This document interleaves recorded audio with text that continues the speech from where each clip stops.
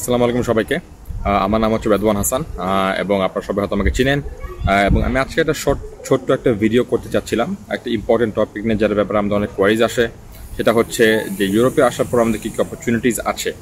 এখন এখানে একটা ইম্পর্টেন্ট বিষয় হচ্ছে যে যতগুলি অপরচুনিটিস, যতগুলি বেনিফিটস পাওয়া যায়, সেখান থেকে সবচেয়ে ইম্পর্টেন্ট বেনিফিটটা হচ্ছে এখানকার মোবিলিটি অপরচুনিটি।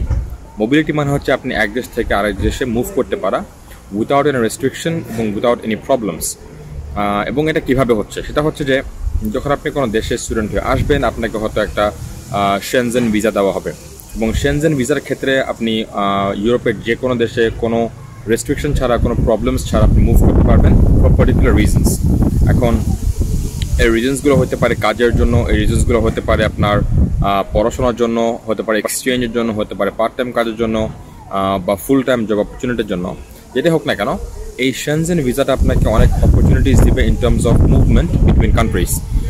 এবং এটা অবশ্যই একটা ভালো অপরচুনিটি আমাদের সবার জন্য, কারণ এটা আপনাকে নট জাস্ট বিভিন্ন রকমের অপরচুনিটিস বা সুযোগ লুফে নেওয়ার মানে অপরচুনিটি দিবে, বাট যেটা সবচেয়ে ইম্পর্টেন্ট সেটা হচ্ছে আপনি বিভিন্ন দেশ ঘুরতে পারবেন, আপনি বিভিন্ন জায়গা এক্সপিরিয়েন্স করতে পারবেন, আপনি বিভিন্ন কাজের এক্সপিরিয়েন্স, ফ্রেন্ডদের সাথে ঘোরার এক্সপিরিয়েন্স বা বিভিন্ন কালচার ম্যানেজ করা বা কালচার এক্সপিরিয়েন্স করার যে অপরচুনিটিসগুলো থাকবে সেটা আপনি করতে পারবেন। এবং এই মোবিলিটি অনেক ইম্পর্টেন্ট। এটা ভালো দিকটা হচ্ছে যে এটা আপনার এক্সপোজারটা অনেক বড় করবে, আপনার লার্নিংসগুলোকে অনেক বড় করবে।